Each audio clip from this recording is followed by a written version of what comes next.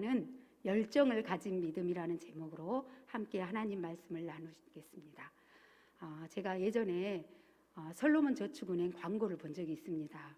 이 광고는 인류 역사상 최고의 명장으로 꼽히는 징기스칸을 소재로 하는 가상 이야기를 만들었는데요. 광고 내용을 보면 열정이 없는 징기스칸은 한낱 양치기에 불과했을 것이다 라는 전달 방식으로 진행됩니다. 그러면 우리가 영상을 한번 보는 게 말로 듣는 것보다 훨씬 낫겠죠. 이 시간 짧으니까 영상을 한번 보도록 하겠습니다. 영상 틀어주십시오.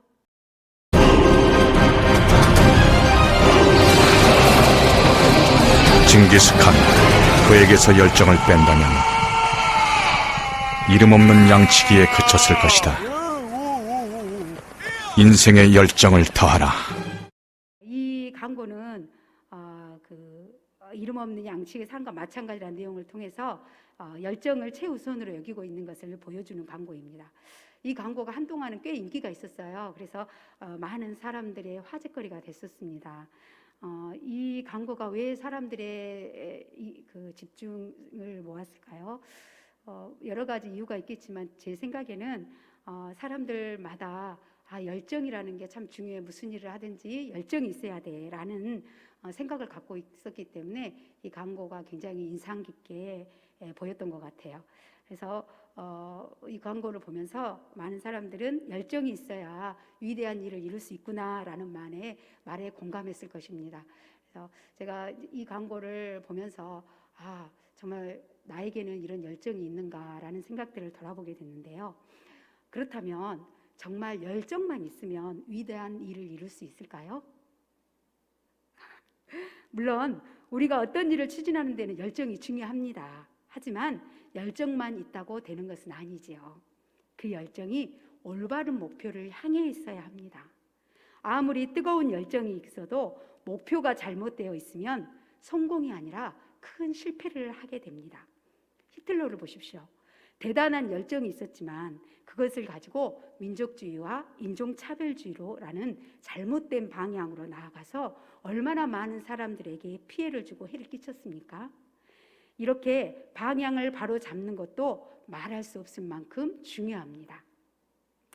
하나님도 열정을 아주 중요하게 생각하십니다. 여러분, 요한계시록 2장에서 3장에 나오는 7교회를 아시죠? 이 중에 칭찬을 한마디도 듣지 못한 교회가 있었습니다. 어떤 교회입니까? 바로 라오디게아 교회입니다. 왜 이 라오디게아 교회는 칭찬을 듣지 못했습니까? 미지근함 때문입니다. 열정이 없었기 때문입니다. 열정이 없으면 무슨 일을 해도 칭찬을 받지 못하는 것입니다.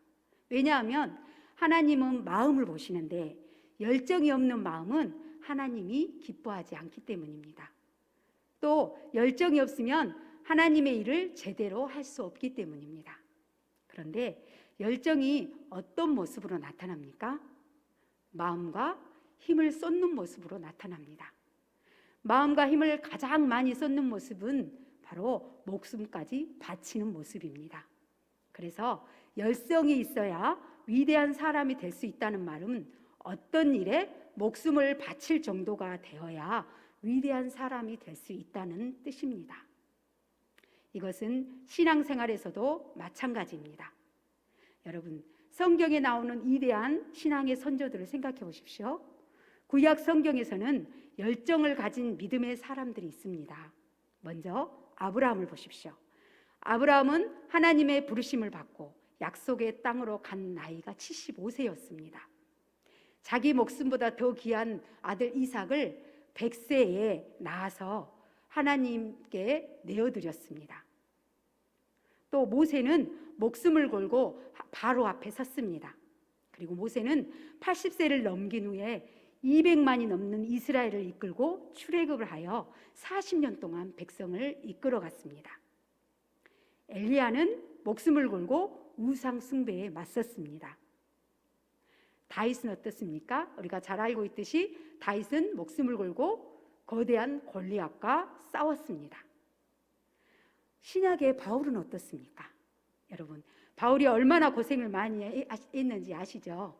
우리 고린도후서 11장 23절에서 27절을 보시겠습니다.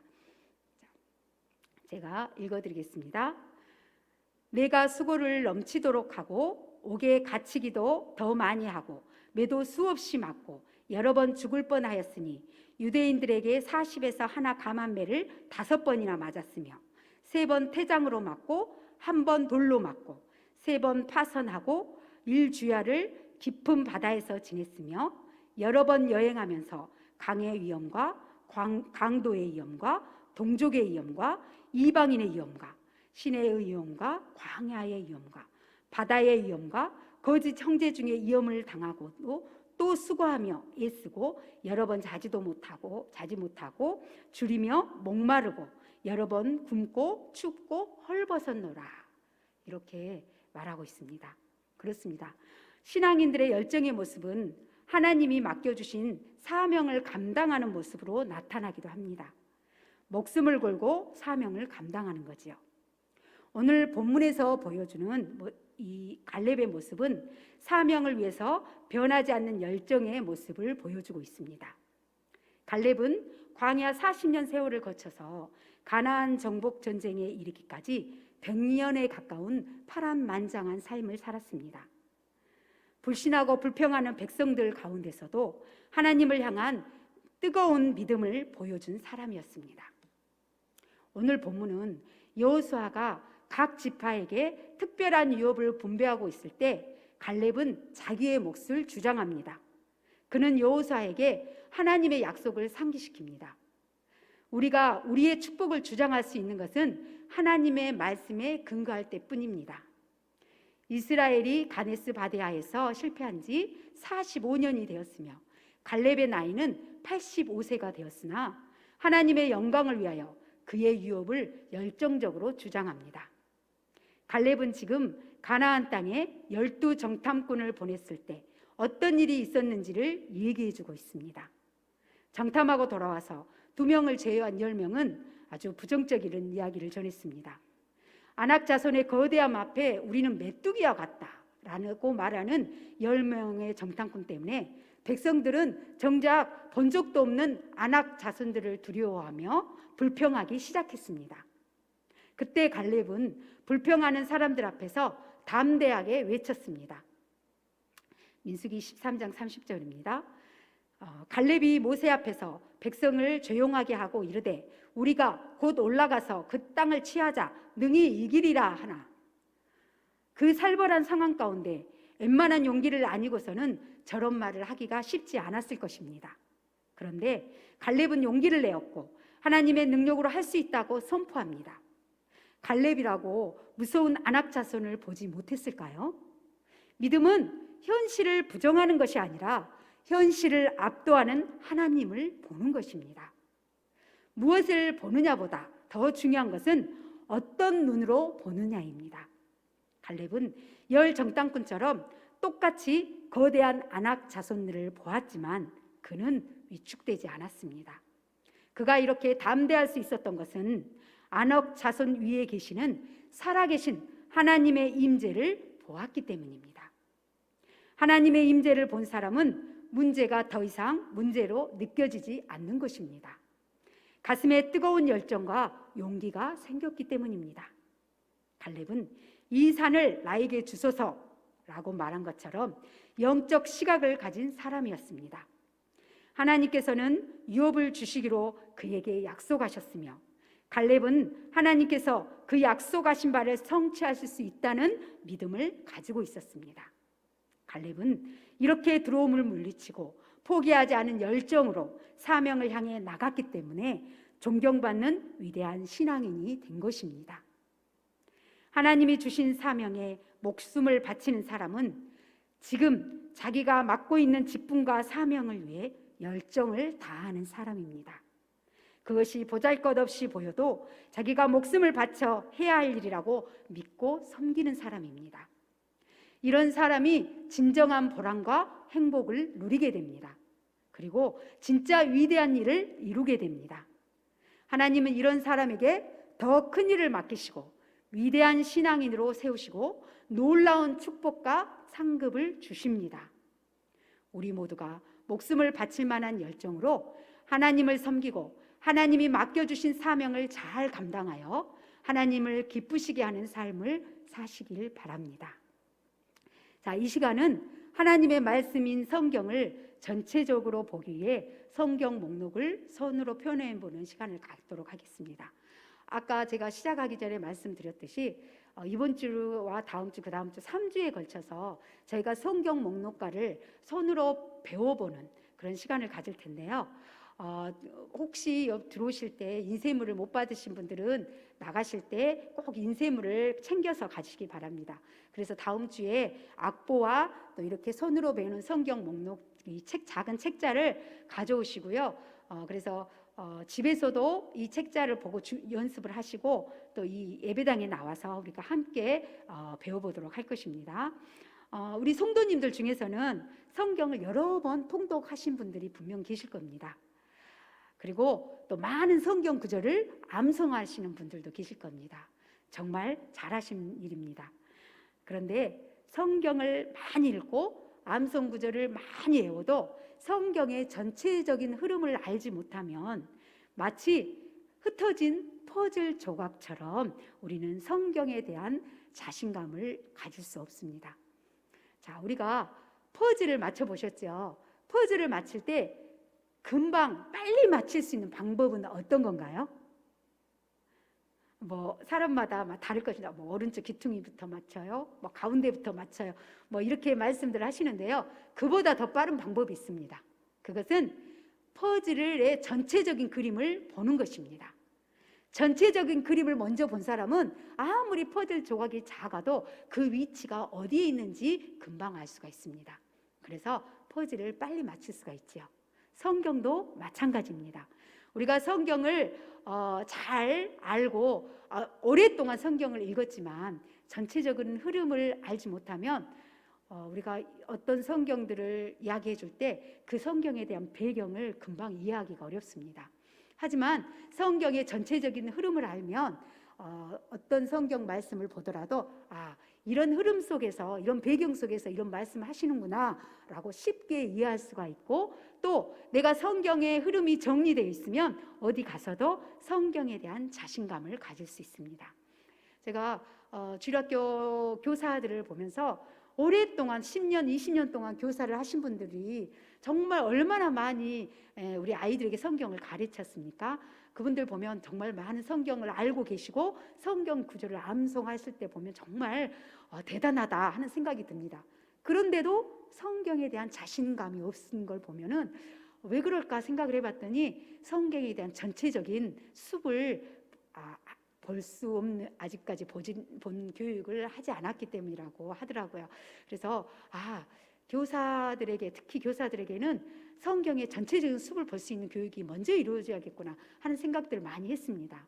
근데 저희가 이제 하반기 때 성경 통독을 계획하고 있을 겁니다. 그래서 우리가 성경 통독을 하기 전에 먼저 우리가 성경 목록가의 주제를 살펴보면서 성경의 흐름을 정리하면 우리가 성경 통독을 할 때 훨씬 흥미를 느낄 수 있고 또 읽으면서 더 잘 이해가 됩니다. 그래서 우리가 성경을 정리를 할 때 그냥 말로 글로 정리해도 잘 배울 수 있지만 제가 성경 목록가를 손으로 표현하고자 한 것은 그냥 수화를 하는 게 아니라 성경 그 각 권의 성경의 주제를 손으로 표현하는 거기 때문에 우리 머릿속에 훨씬 쏙쏙 들어옵니다.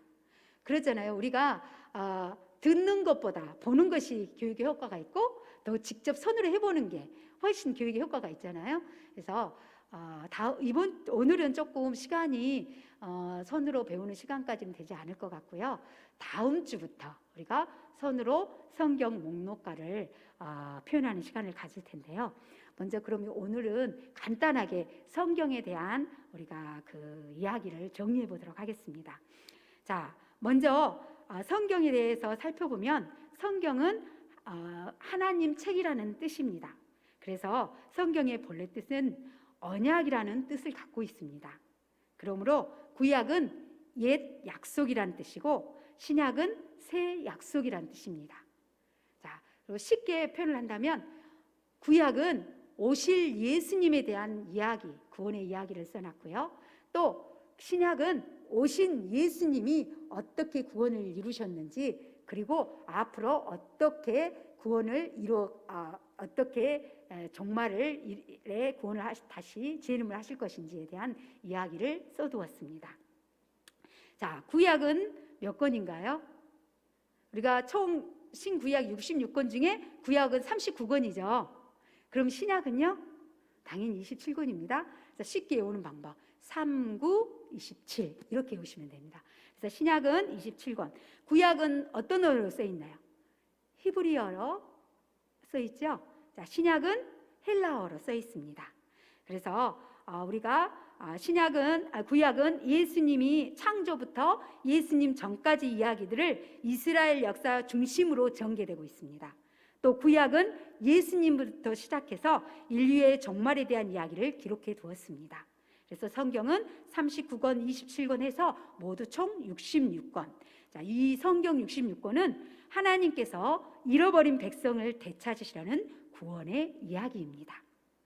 성경은 창세기로부터 요한계시록까지 40명의 선지자들과 사도들에 의해서 1500년 내지 1600년에 가깝게 걸쳐서 기록되었습니다.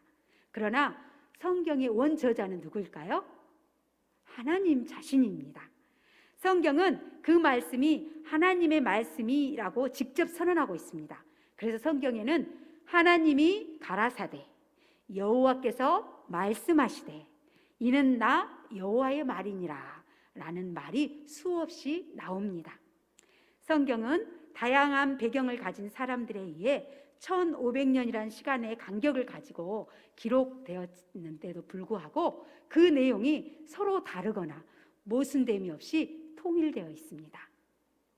그래서 특징별 성경을 분류하면, 자, 우리 PPT를 띄워주시면 글씨가 많아서 잘 안 보일 수 있습니다. 우리 여기 책자에도요, 여기 책에도 이 첫 장에 여기 써 있습니다. 그래서 PPT가 안 보이신 분들은 이 첫 장 보시면 됩니다. 역사적 내용을 기록한 역사서가 17권이 있죠.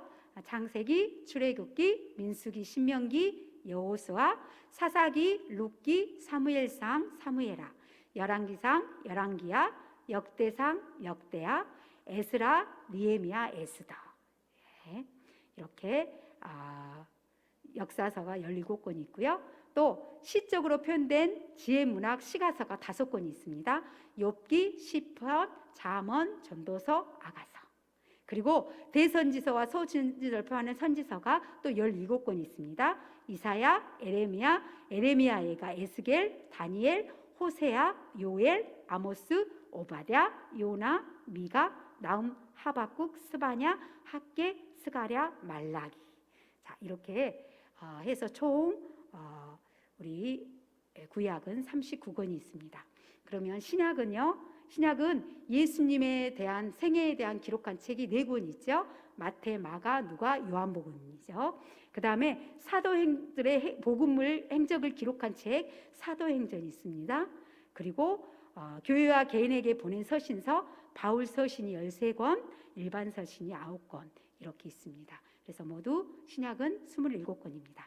자, 그러면 이제 그 성경의 전체적인 흐름을 한번 살펴볼 텐데요. 우리 그 옆장을 여기에 보시면 되겠습니다. 화면으로는 글씨가 작아서 안 보일 것 같아요. 그래서 우리 이 책을 보시고요. 이 책이 워낙 작아서 아무리 크게 하려고 이게 최대한 보이는 글씨더라고요. 그래서 제가 뭐 혹시 안 보이시는 분은 그냥 제가 이야기로 들려드릴 테니까 그냥 다 아시는 이야기니까요. 그냥 뭐 굳이 글을 안 보셔도 뭐 다 이해하시는 부분일 겁니다. 네. 자, 우리가 창세기는 1장부터 11장까지는 천지 창조부터 바벨탑까지 이야기지요. 그리고 12장부터 50장까지는 바벨탑부터 요새까지 이야기가 창세기 이야기입니다. 그래서 우리 창세기에 보면 처음에 하나님이 천지를 만드시고 하나님의 형상을 따라 사람을 만드시죠. 그런데 사람들이 범죄함으로 하나님 앞에 떠나게 됩니다. 그리고 이제 아담과 하와를 통해서 가인과 아벨을 낳게 되죠. 그런데 사람들이 많아져서 이제 노아 시대 때 가면 어떻게 합니까? 사람들의 죄가 이게 만연하기 때문에 하나님께서 그들을 홍수로 심판하시잖아요. 그때 하나님이 구원의 방주를 만들게 하시는데 노아를 부르시고 노아와 노아 가족들을 통해서 다시 구원하심으로 인류를 시작하십니다. 그래서 노아가 끝난 다음에 이제 또 사람들이 불어나는데 사람들이 어때요? 하나님보다 자기들의 이름을 알리고자 해서 바벨탑을 쌓기 시작하죠. 그래서 하나님이 그것을 보시기에 좋지 않았기 때문에 사람들의 언어를 혼잡하게 해서 흩으십니다. 그래서 사람들이 흩어감으로 여러 민족들이 생겨나게 됩니다. 하나님께서 이제 이 12장에 들어서서 구원의 다리의 공사를 시작하십니다. 그래서 이 세상을 구원하시기 위해서 갈대아 우르에 살고 있는 아브라함을 부르시죠. 그리고 아브라함에게 가나안 땅으로 가라고 말씀하십니다. 아브라함은 가나안 땅에 가서 그곳에서 이제 백세의 이삭을 낳게 되고요. 그리고 이 구원의 다리는 이삭을 통하여서, 그리고 이삭이 난 아들 에서와 야곱이 있는데 또 야곱을 통하여서, 그리고 그 야곱의 12아들 중에 11번째 또 요셉과 12아들을 통하여서 이렇게 하나님의 구원의 다리는 점점점 놓아져 갑니다. 그렇게 창세기는 이렇게 요셉이 죽고 또 이렇게 요셉의 그 이야기까지 해서 창세기는 끝나는데 50장이 끝나는데, 이 창세기 주제를 한마디로 요약한다면 시작이라고 할 수 있습니다. 시작인데, 자, 간단하게 세 가지가 시작됐어요. 하나는 세상이 시작됐죠. 둘은 구원이 시작됐습니다. 죄가 시작됐습니다. 그 다음에 세 번째는 구원이 시작됐습니다. 그래서 우리가 창세기를 표현하면은요, 창세기 이렇게 표현합니다. 창세기. 자, 이게 뭔가요? 세상이 시작됐잖아요. 그래서 우리가 여기 뒷장에 보면 손유이가 사진으로 이렇게 나와 있습니다. 나와 있는데 나중에 제가 손유이를 동영상으로 찍어서 저희 교회 홈페이지에 올리겠습니다. 그러니까 혹시 이게 사진이 안 보이면 나중에 영상을 통해서 익히시면 됩니다. 그래서 창세기는 한번 따라서 해볼까요? 창세기. 주제가 뭐라고 그랬나요? 시작. 네, 시작입니다. 네. 자, 그 다음에 이제 그 다음 이야기로 우리가 보도록 하겠습니다. 자, 그 다음에 출애굽기로 들어가는데, 이제 요셉 때 이스라엘 백성들이 애굽으로 가잖아요. 그래서 거의 430년 정도 그 애굽에서 노예 생활을 합니다. 그런데 이제 요셉도 죽고 요셉을 알지 못하는 새로운 왕이, 바로 왕이 생기자 어때요? 그 수가 많아진, 하나님이 복을 주셔서 이스라엘 백성들이 수가 엄청 많아지잖아요. 근데 그것을 위협을 느껴가지고 이스라엘 백성들에게 고된 일을 시키고 괴롭히죠. 그때 이스라엘 백성들이 하나님께 부르짖습니다. 그래서 하나님이 그들이 하는 것들을, 부르짖음을 보고 듣고, 그래서 그들을 건져내기로 마음 먹으시죠. 그래서 누구를 보내시나요? 모세를 보내시죠. 그래서 모세가 바로 앞에 서서 내 백성을 보내라 이렇게 외치게 되죠. 그런데 바로는 고집을 부려서 보내지 않잖아요. 그래서 하나님께서 10가지 재앙을 애굽에 내리십니다. 그리고 마지막 재앙이 뭐였나요? 유월절 재앙이죠. 어린 양의 피를 문설주에 발라서 그 피를 보고 죽음의 사자가 넘어간다는 그 유월절 재앙. 그래서 이스라엘 백성들은 그 유월절 그 재앙을 통해서 아무도 죽지 않았지만 애굽의 첫 장자와 첫 동물들은 다 죽게 됐죠. 그때서야 바로 왕이 이제 자기 고집을 꺾고 이스라엘 백성들을 보내줍니다. 이렇게 해서 이 모세와 함께 이스라엘 백성들, 장정만 60만 명이 넘는다고 하니까 애들과 뭐 노인 이렇게 다 합하면 아마 200만이 넘을 거라고 추측을 합니다. 그래서 200만이 넘는 사람들을 데리고 애굽에서 탈출하게 되죠. 그래서 출애굽기는 우리가 손으로 표현을 한다면, 자, 출애굽기거든요. 자, 이게 뭐냐면 애굽인데요. 이 애굽에서 하나님께서 그들을 끄집어내셨죠. 탈출시키셨죠. 왜요? 하나님의 백성을 삼기 위해서 그들을 애굽에서 끄집어내셨습니다. 그리고 나서 그들을 하나님의 백성을 삼았는데 왜 하나님의 백성을 삼으려고 했습니까? 하나님께 영광 돌리는 삶을 살기 위해서. 그래서 손유희가 출애굽기입니다. 자, 그래서 이 출애굽기는 두 자로 그 주제를 요약하면 탈출이라고 할 수 있어요. 자, 출애굽기. 네, 그렇습니다. 자, 그 다음에 이제 출애굽기 이스라엘 백성들이 이제 시내산에 도착하고 율법도 받고 성막도 짓고 이렇게 하죠. 그런데 이제 그들이 하나님께서 가나안 땅에 가라고 했지만 12 정탐꾼을 통해서 어떻게 했습니까? 10명은 보고 우리는 메뚜기와 같다, 안 된다 하고 원망하고 불평했죠. 여호수아 갈렙 2명은 아니다. 그들이 아무리 거대하고 그들이 무기가 무시무시해도 하나님 우리와 함께 하시면 그들은 우리의 밥이다 하고 외쳤잖아요. 그런데도 불구하고 그들은 10명의 정탐꾼 말을 듣고 불신하고 원망하고 도리어 여호수아 갈렙을 죽이려고 했습니다. 그때 하나님께서는 그들이 정탐했던 40일을 계산해서 40년간을 그 애굽에서 방황하게 하셨습니다. 그래서 40년간을 광야 생활을 하게 되죠. 그리고 나서 이 광야 생활이 우리가 레위기, 민수기, 신명기죠. 그런 다음에 이제 신명기는 모압에 이제 도착을 하죠. 그래서 모세가 이제 모세도 가나안 땅에 들어가지 못한다고 했잖아요. 그래서 모세가 죽기 전에 이 1세대들은 다 거기에서 죽고 이제 새 세대가 일어났잖아요. 이 새 세대들에게 하나님의 말씀을 다시 들려줍니다. 율법을 다시 들려주죠. 모세가 이 신명기는 모세의 유언과 같은 말씀이잖아요. 그래서 모세가 본인은 가나안 땅에 못 들어가지만 이 다음 세대, 이 세 세대들이 가나안 땅에 들어갔을 때 그들이 하나님의 말씀을 어기고 순종하지 않으면 얼마나 더 큰 일을 당할까 염려했겠죠. 그래서 하나님의 말씀을 다시 되새기면서 알려줍니다. 그래서 신명기는 모세의 유언이기도 하지만 결국은 율법을 통하여서 하나님께 순종하라는 겁니다. 만약에 너희가 하나님께 순종하면 하나님이 복을 주시겠지만 너희가 하나님 말씀에 불순종하면 저주를 내릴 것이다 라고 이야기를 합니다. 그래서 한마디로 순종하랍니다. 그래서 여기에서 우리가 레위기, 민수기, 신명기는 다음 주에 율동을 배우기로 하고요. 일단은 그 신명기 광야 시대가 끝나고요.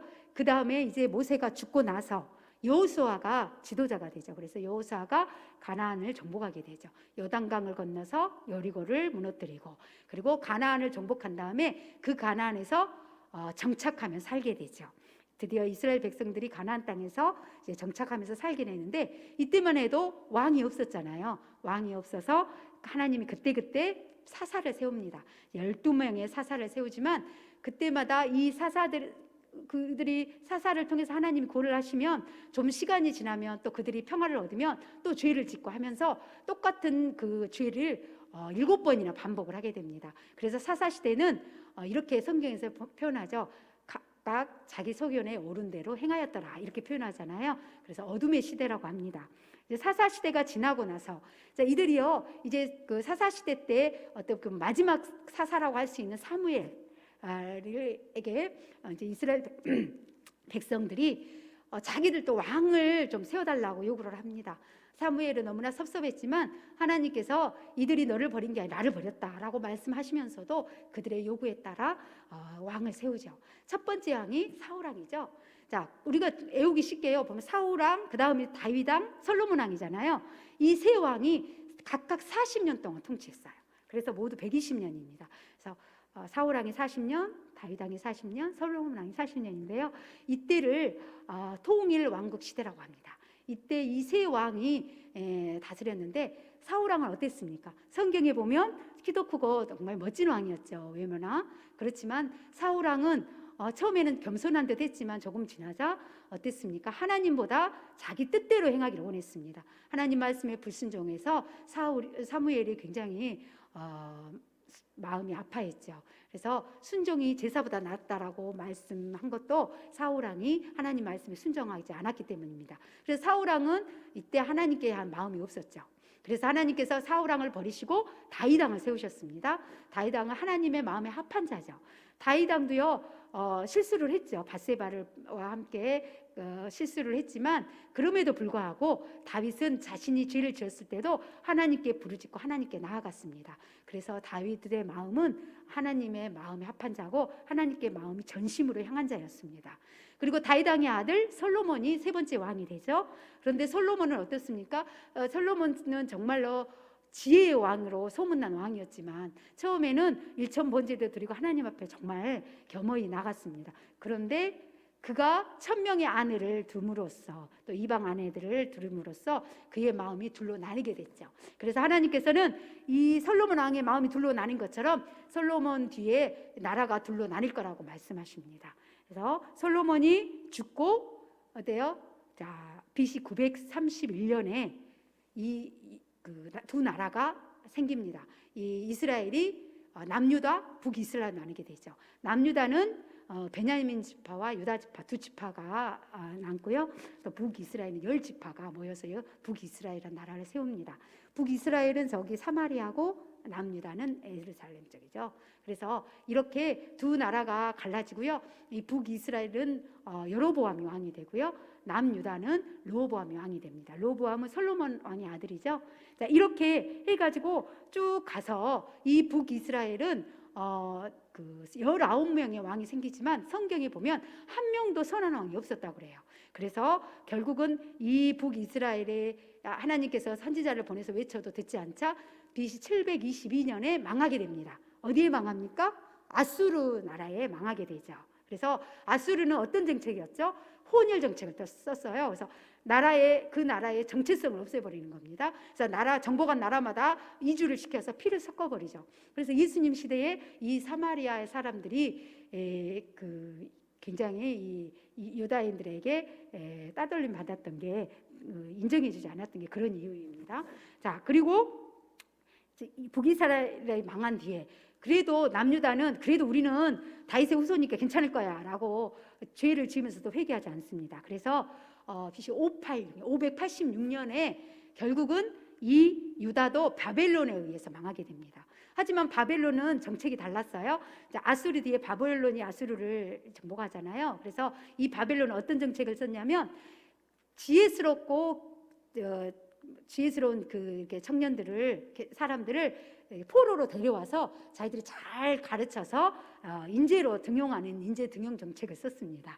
그래서 이때 뭐 다니엘이고 이렇게 많이 포로로 끌려가잖아요. 그래서 이렇게 이스라엘이 결국 남유다도 망해서 이제 포로가 돼서 70년 동안 포로 생활을 합니다. 그렇지만 그걸로 끝이 아니죠. 하나님께서는 분명히 다시 돌아올 거라는 말씀을 많은 선지자를 통해서 해주셨습니다. 그래서 결국은 70년이 지나자 이제 이스라엘 이 포로로 갔던 사람들이 바벨론에서 1차, 2차, 3차에 걸쳐서 돌아오죠. 자, 1차는 수룹바벨을 통해서 돌아오고 2차는 에스라, 3차는 느헤미야를 해서 돌아옵니다. 돌아와서 결국은 이제 물론 안 돌아온 사람들도 있겠지만 이제 돌아와서 뭐 솔로몬 때처럼 멋진 성전은 아니었지만 작은 성전을 세워서 그들이 다시 이 예루살렘에 모여서 살게 되죠. 하지만 그 뒤로 우리가 성경의 구약에 보면 마지막 성경책이 말라기잖아요. 그래서 말라기로 모든 게 이제 하나님이 조용하십니다. 그래서 그 전에는 선지자를 통해서 여러 번 말씀하시고 경고하시고 이렇게 하셨는데 그 뒤로 400년 가까이를 아무 말씀도 안 하십니다. 이때를 400년 침묵기라고 하는데요. 실은 하나님께서 말씀을 안 하신다고 해서 이스라엘을 버리신 게 아닙니다. 하나님께서는 구원의 다리를 완성하기 위해서 예수님을 보내기 위해서 예수님을 보내기 위한 준비 작업을 하십니다. 그래서 결국은 이제 예수님이 오시게 되고 그리고 예수님께서 많은 일들을 하시게 되죠. 그리고 나서 십자가를 지시고 그리고 죽으신 다음에 3일 만에 다 살아나셔서 부활 승천하십니다. 그리고 오순절날 성령님이 임함으로 많은 사람들이 제자들이 이곳저곳 흩어져서 복음을 전하게 되고 그리고 바울의 회심함으로 바울이 전도여행을 가게 되죠. 그래서 전도여행을 함으로 많은 이방 나라에 복음을 전하게 됩니다. 자, 이렇게 성경의 구약과 신약은 하나의 이야기로 한다면 이렇게 연결이 되어 있는데요. 그래서 다음 주부터는 저희가 각 본을 손으로 표현하면서 그 주제에 대해서 함께 나누도록 하겠습니다. 네. 이 시간은 그러면 저희가요 이제 성경 말씀 이걸로 마치고요. 우리 다 함께 기도하도록 하겠습니다.